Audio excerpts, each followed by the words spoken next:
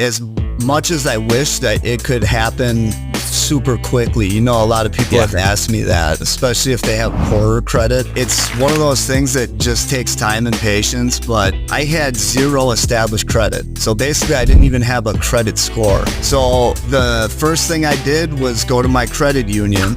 And you got to remember, like, I gave away willingly 8 years of my life, and that included a lot of advancements in technology. So I didn't know how to operate a smartphone. I mean, you could probably tell by what I'm using now, I'm still behind the time.